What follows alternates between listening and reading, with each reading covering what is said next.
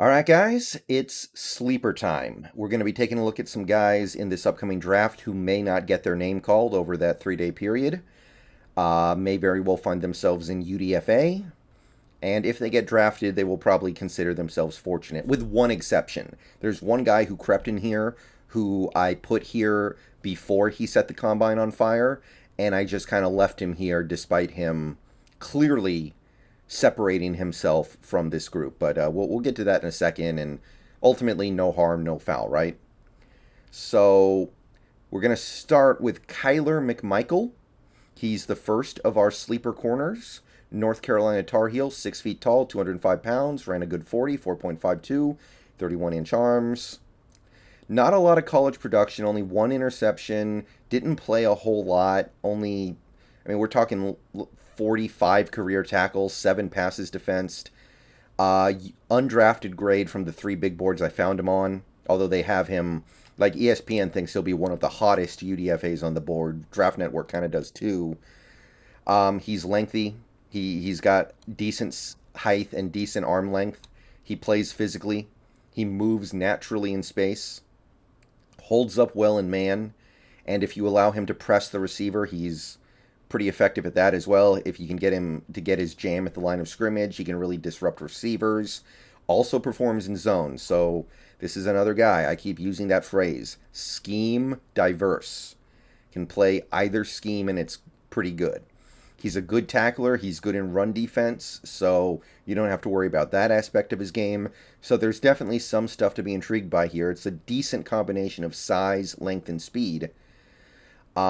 What I can say about his weaknesses are that sometimes he struggles with the quick decisions you have to make in zone. Like when you're dropping back into your zone and suddenly you see the short little slant in front of you, can you make a break on the ball? I feel like he could be a little more efficient with that snap decision that you have to make to charge the ball. And even though I think he's a decent athlete, he's not a great athlete. His change of direction stuff is not exactly what you would want. But Kyler McMichael would be one of my top UDFA candidates if he gets that far. All right, now we have Matt Hankins from Iowa, 6 feet tall, 185 pounds, ran a very slow 40, which probably killed his draftability, 4.74, but his arms, very nice, 32.3, almost 32 and a half. He had 4 productive years at Iowa, 40 to 60 tackles all 4 years, made some plays on the ball, had 6 interceptions over this span of time, 20 passes defensed. So he had some decent college production as what are they, the Hawkeyes? Yeah, they're the Hawkeyes. I only found him on 2 big boards. They both have him going undrafted, although the Draft Network did put him near the top of the undrafted list, ranking him at 281.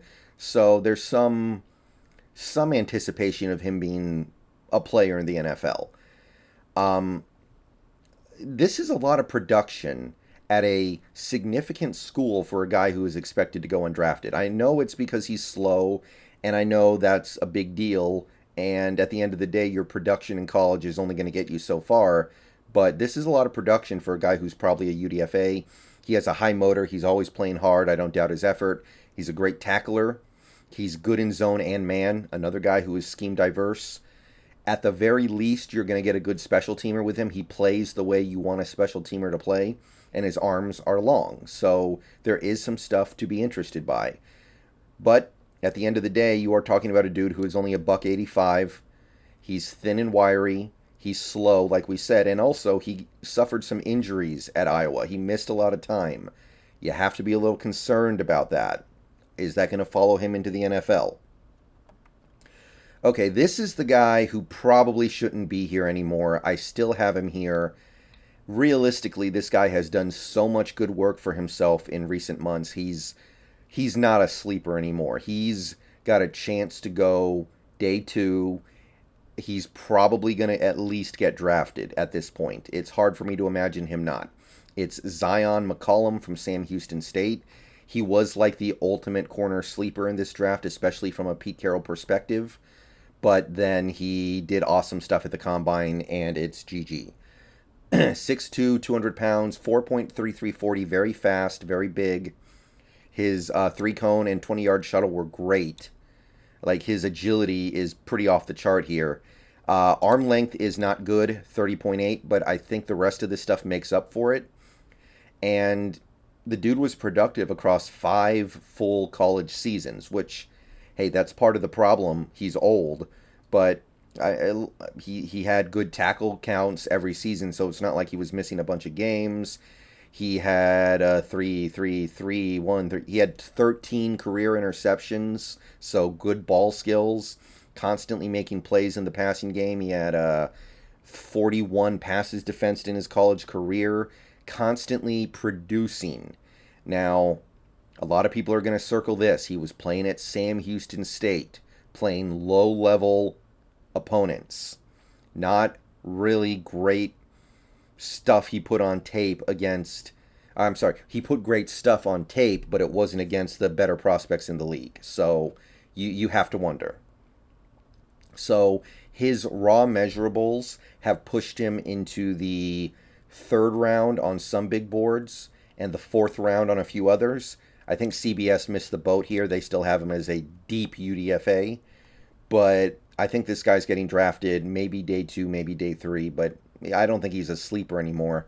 He's big and fast. The agility scores are jaw-dropping. Phenomenal ball skills. Fantastic amount of production.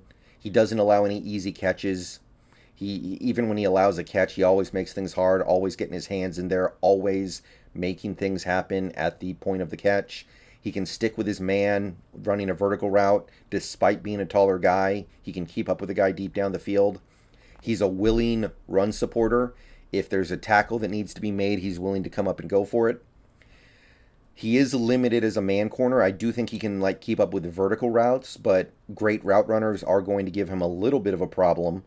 His tackling technique does need work, and the biggest issue with Zion McCollum is the fact that he played at Sam Houston State. You just don't know what he's going to do against elite competition. It's a work in, it remains to be seen. All right, Jalen Watson, local product from Washington State, a Cougar. He comes in here as the next sleeper. 6'2", 197, good size, 4.5, 140, 32.5-inch arms almost, very nice. He's got the measurables on lockdown. Only really had 1 season of significant college production, 31 tackles, 2 picks, 3 passes defensed. Draft Network, ESPN, see him going in the 7th. CBS as well. Walter Football likes him a lot more. They think he could go early day 3 or even late day 2. I do suspect he's going to be a 6th or 7th round pick. And given Carroll's history, he's a guy who may draw his interest. He's tall, he's lengthy, he's an overall good athlete, holds up well in zone. If he's in press, if you allow him to jam the receiver at the line, he can play man. He's good at jamming at the line, and he's effective as a run support tackling corner. Now, he's not very good in off man. If you tell him to play off man, he's going to have issues. That's probably never going to be part of his game. He is going to need some time to develop. He didn't play a lot in college. He's going to need time to be seasoned in the pros. His general technique in man and zone is, it needs work, even when he's allowed to press. There's just some inefficiencies in his game that he needs to work on. There's enough here for me to like him significantly, and if we got him in the 7th round, that would definitely be something that gets my attention. There are boatload of guys we could get in the 7th round that I wouldn't think anything of at all. I'd just be like, oh, well, there's a guy. But Jalen Watson has some of the Pete Carroll type of attributes that stand out to me. So definitely interested. Next up, we have Jermaine Waller from Virginia Tech. Smaller guy, 6 feet tall, but only 180 pounds, 4.6840, so he's not really fast, despite his mediocre size. 31.1-inch arms, passable. 2 seasons of good production at Vautech, 46 tackles, 7 interceptions, so the ball skills are what really stands out to you. 15 passes defensed. The CBS thinks that he's put the moon in the sky, I guess, because they think he might go in the early 3rd. I couldn't find anywhere else that backed that up. Walter Football thinks he's going in the meat of day 3. ESPN and the Draft Network have him going undrafted.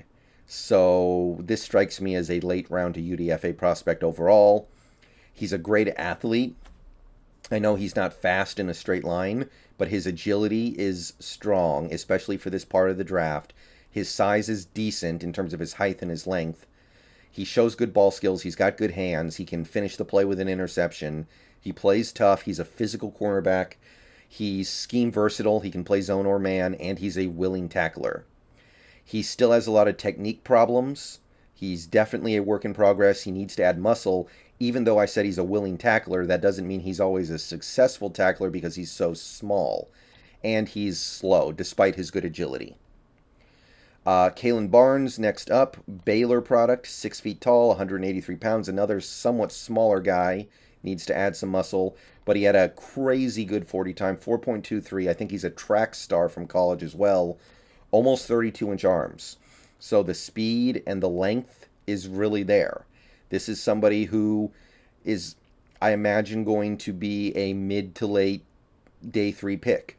And this is the kind of project that Pete Carroll probably gets really excited by. And he usually doesn't get corners with this kind of speed. So if he can get somebody with that speed plus the size, I have to believe his eyes are on this potential prize. 3 somewhat productive years at Baylor, only 3 career interceptions, 13 career passes defensed. The stats are nothing to be blown away by, but the speed here, the talent here, gave him a 4th round grade from CBS, 5th round grade from ESPN. The Draft Network had him in the 7th. I think you're probably looking at a middle day 3 pick, somewhere in the middle of day 3. The things to like are very obvious. He's super fast. He can play great in zone. He's a great zone corner. If he gets beat on a vertical route, he can catch up no problem because of his speed. He has good ball skills. It didn't show all the time in college, but he does. He combines his speed with his length to make plays on any pass that is thrown in his vicinity. Overall, though, he's got a lot of stuff in his game that you would call sloppy, and he always counts on his speed to bail him out. That's not always going to work in the NFL, and his tackling is not great. And that's all we got for excuse me, that's all we got for this video, and we're done with outside corners. These are guys who I'm looking at as potential outside cornerbacks for the Seahawks going forward. We have a significant need there, and because of our history as a team, we can reasonably try to address the problem at any portion in the draft. We could do it in the top 10. We could do it in round 2. We could do it in the middle of day 3. We could do it late day 3. We could do it UDFA. So at every level of the draft, there are cornerbacks to keep your eye on.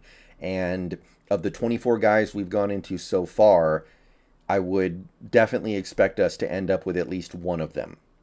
So let me know who you guys liked of this group. I'm really intrigued by Kalen Barnes because of his crazy speed. I really like Jalen Watson and, of course, McCollum, but at this point you can't even really call him a sleeper. Those would be the guys who I really prioritize in this area of the draft. So next up we're doing nickel corner. Not too many pure nickels in this draft, but I threw together some content on those guys, so that'll be coming up next. See you guys then. Hope to catch you on Twitch tonight, and peace out. Go Hawks.